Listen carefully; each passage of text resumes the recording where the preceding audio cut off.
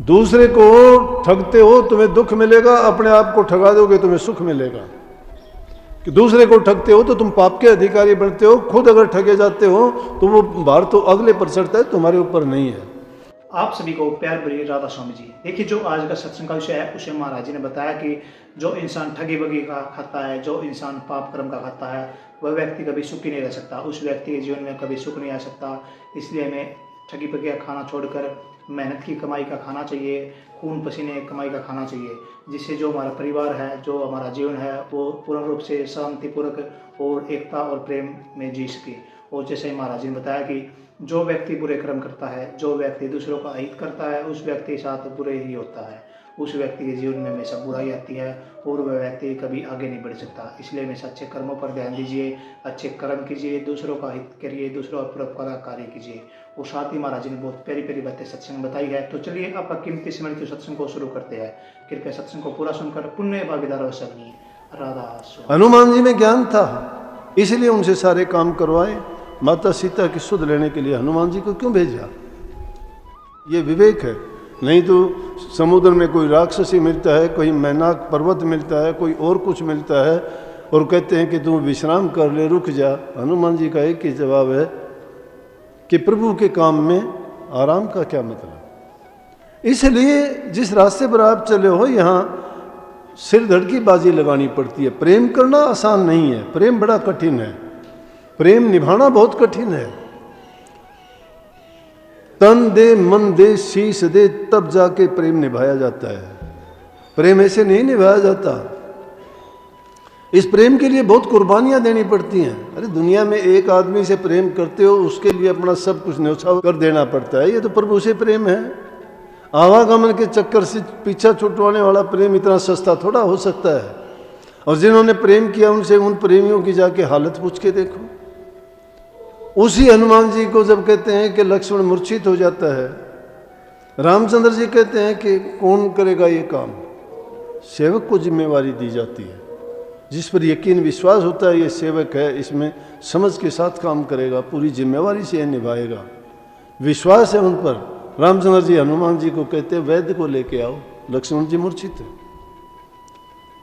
अब क्या चतुराई करते हैं? हनुमान जी जाते हैं और लंकापुरी से जाके वैद्य को नहीं, वैद्य के मकान को ही उठा के ले आते हैं। वैद्य के मकान को उठा के ले आए। उधर रावण को चिंता होती है कि लक्ष्मण मूर्छित है, कहीं वैद्य को ना ले जाएं। अपने उनको भेजता है कि जाके देखो। सिपाहियों से कहता है कि अपना वैद्य तो नहीं लेके वो कहीं। अब वो जाके मोहल्ले में वहाँ जाके चेक करते हैं, देखते हैं तो वहाँ तो वैद्य का घर नहीं मिलता, उनको ढूंढने से नहीं मिलता, क्योंकि हनुमान जी उसको घर के समेत उठा ले गए थे। ये हनुमान जी की ज्ञान और विद्या और विवेक की बात थी। अगर हनुमान जी अकेले वैद्य को लेके जाते तो घर उसका खाली मिलता तो उसको रावण सजा देता मौत की, लेकिन वहाँ वो नहीं है। ये समझदारी थी। सेवक में इतनी समझदारी भी होनी चाहिए। ये नहीं कि कह दिया कुछ और करवा दिया कुछ का कुछ, तो अर्थ का मतलब अनर्थ हो जाता है वहाँ पे। इसलिए जो भी काम किया जाए वो समझ के साथ, विवेक के साथ किया जाए, कि जिसमें हमारे प्रियतम की मर्जी है, खुशी है, हमें वो काम करना चाहिए। उसमें चाहे आपको नुकसान नज़र आता हो, कष्ट दुख कितना भी क्यों ना हो, लेकिन परिणाम उसका हमेशा अच्छा ही निकलता है। और संकल्प लेके कोई भी काम करते हो वो काम पक्का होगा, कोई रोकने वाला मरना नहीं। परमात्मा रास्ता खोल देता है, उसको रास्ता देता है, लेकिन हमारी लगन सच्ची होनी चाहिए, श्रद्धा हमारी पक्की होनी चाहिए। गुरु की शरण ले लेते हो, आदमी की शरण ले ले, वो भी इंसान को नहीं छोड़ता। राजा शिवी की बात सुनो। इंद्रदेव, सूर्य देवता और यमराज, धर्मराज कहो, तीनों के तीनों राजा शिवी की परीक्षा लेने के लिए चल दिए। और एक कबूतर फड़फड़ाता हुआ आता है, उसकी गोद में आके बैठ जाता है। पीछे पीछे बाज आता है। बाज कहता है कि मेरा भोजन है, मुझे दो, ये आपने क्यों ले लिया? बोला कि तो मेरी शरणागत आया है। तुम गुरु की शरण लेते हो, परमात्मा की शरण लेते हो। शरण में अगर सच्चाई है तो तुम्हें कुछ नहीं होने देगा, लेकिन तुम्हारे अंदर अगर सच्चाई नहीं है, तुम्हारा यकीन और विश्वास नहीं है, तो कौन तुम्हारी रक्षा करेगा? राजा शिवी से कहते हैं, बाज कहता है कि ये कबूतर जो है मेरा है, ये मेरा भोजन है, और आप मुझे भोजन से वंचित करते हो तो आपको पाप लगेगा। कहने लगा कि पाप मुझे लगेगा, ये मैं मानता हूँ क्योंकि ये तेरा भोजन है, परंतु ये मेरी शरण में आया, मैं दे नहीं सकता। बोला और कुछ जो भी तू मांगेगा वो दे दूंगा। कहने लगा कि मुझे तो इसके बराबर मांस दे दे। बोला कि अगर दूसरे जीव का देगा उसका भी पाप लगेगा, मैं लेना नहीं चाहता उसका। बोला तो मेरी तरफ से मैं मेरा ही मांस दे देता हूँ। राजा शिवी ने अपने पैर का मांस काट के दिया, तोड़ने लगा, बराबर नहीं हुआ। टांग पूरी काट के रख दी, नहीं हुआ, दूसरी रख दी, हाथ रख दिया, दूसरा हाथ रख दिया, नहीं उठा, पलटा। कबूतर भारी रहा क्योंकि वो तो एक खेल था, उस परीक्षा थी, खुद उसमें बैठ गया, गर्दन काटने के लिए तैयार हो गया कि गर्दन काट के रख देता हूं। जब गर्दन काटने के लिए तैयार हुआ तो प्रकट हो गए और कहने लगे कि आपकी ये परीक्षा थी, आपकी देख ली कि जो आपकी शरणागत आया है आप उसके लिए अपना सब कुछ देने के लिए तैयार हो। क्या हम शरणागत रहते हैं? कभी कहते हैं कि गुरु को तन दे दिया, मन दे दिया, धन दे दिया। गुरु से तो झगड़ा करते हो, गुरु से तो तुम बात बात पे अपना विश्वास उठा लेते हो। जब गुरु किया है, गुरु को परमात्म रूप माना है तुमने और सब कुछ उसको सौंप दिया है, तो अपने तन से, मन से, धन से आपको सोचने का अधिकार कहाँ बचता है? वो तन मन धन सब गुरु के अर्पण कर चुके हो, गुरु के हो चुके हैं, तुम गुरु के हो चुके हो। जब गुरु के हो चुके हो तुम्हें संख्या उठाने की जरूरत नहीं है। अगर तुमने समर्पण कर दिया है तो तुम्हें अपने आप संभालेगा, वो अपना तन देगा, मन देगा, धन देगा, लेकिन तुम्हें कष्ट नहीं होने देगा। ये होता कष्ट कब? हम अपना आपा रख लेते हैं अलग और फिर कहते हैं गुरु ही गुरु, गुरु ही गुरु। गुरु ही गुरु नहीं है, मैं ही मैं होता है। गुरु को ऊपर ऊपर, स्वामी जी महाराज ने लिखा, गुरु को ऊपर ऊपर गाता, गुरु को दिल भीतर नहीं लाता। गुरु के दर्शन बाहर करता, चित्त में दर्शन कभी ना धरता। गुरु को बाहर गुरु गुरु मानते हो, गुरु ने ध्यान बताया, नाम का सुमन बताया, शब्द का सुनना बताया, कौन सा काम करते हो उसमें? नाम तो भूले से भी आप नहीं लेते, पता ही नहीं है। यहाँ से जाओगे तुम्हें जो नाम दिया गया उसको तो भूल गए। कोई मिलता है, किसी को नमस्ते बोलते हो, किसी को राम राम बोलते हो, किसी को और कुछ बोलते हो। कहाँ है नाम तुम्हारे पास? नाम तो वो चीज़ है, नानक साहब कहते हैं, सोवत जागत उठत बैठत नाम, कह नानक सिद्ध भय तिसके काम।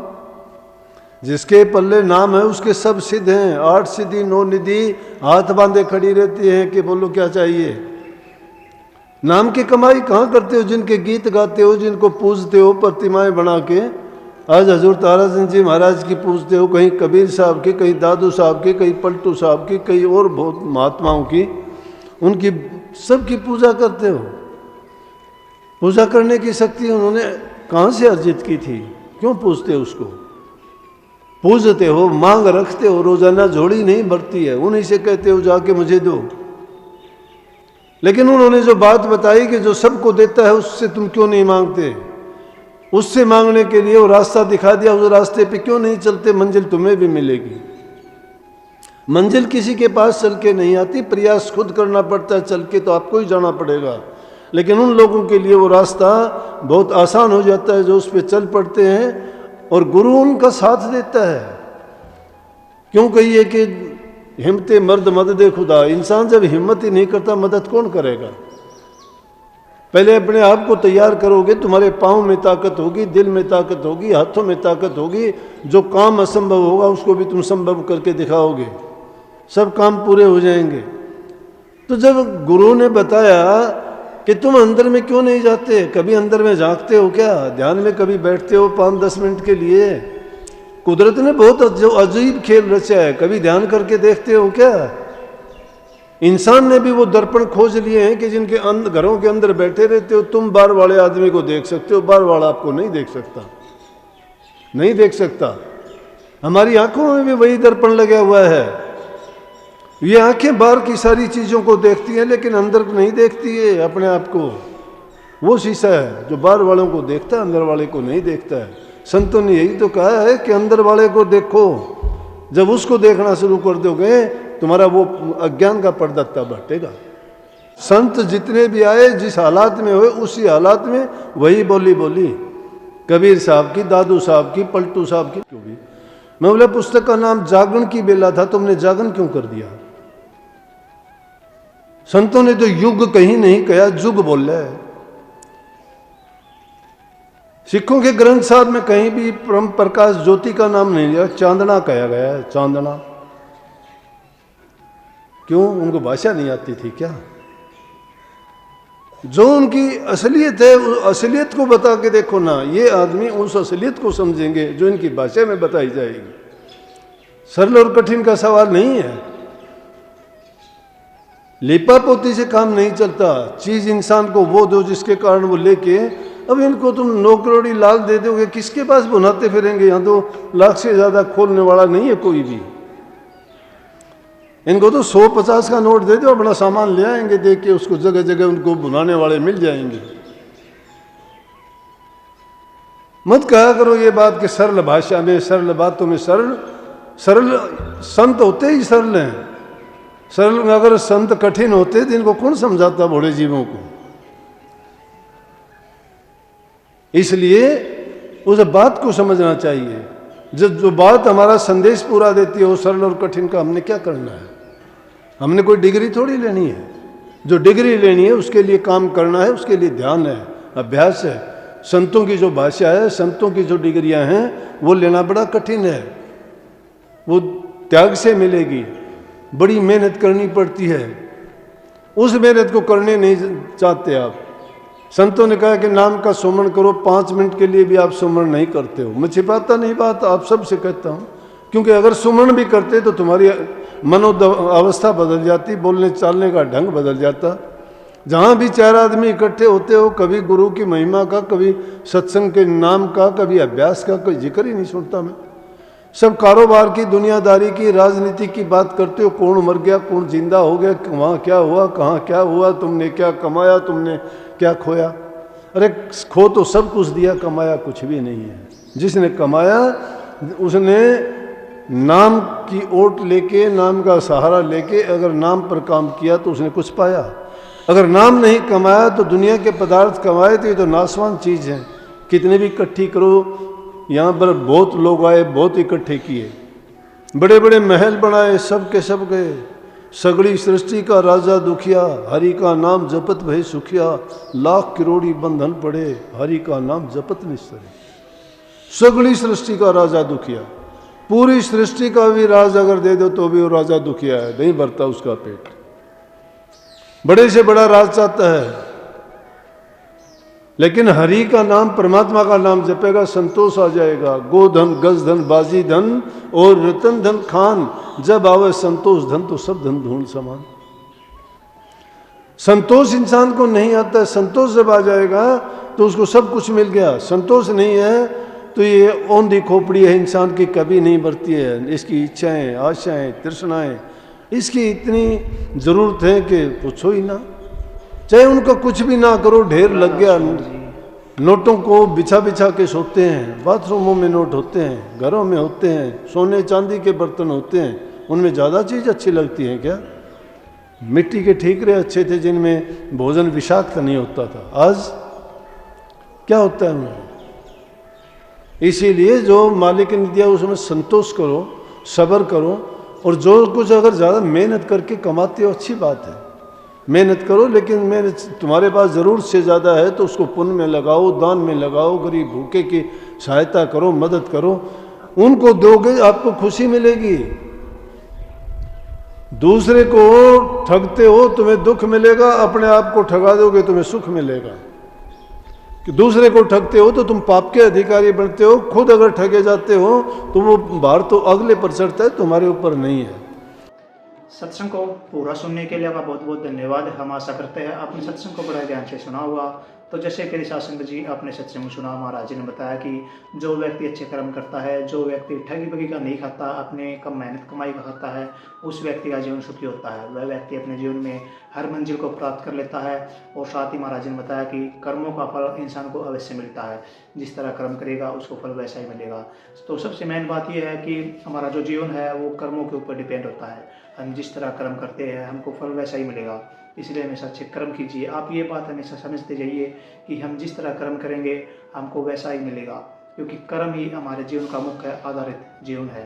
तो इसलिए हमेशा अच्छे कर्म कीजिए, दूसरों का परोपकार कार्य कीजिए, भलाई का कार्य कीजिए और अपने जीवन को सार्थक, सुखी और सफल अवश्य बनाइए। और साथ ही अगर आपको सत्संग अच्छा लगा तो कमेंट बॉक्स में राधा स्वामी लिखकर पुण्य भागीदार अवश्य बनिए।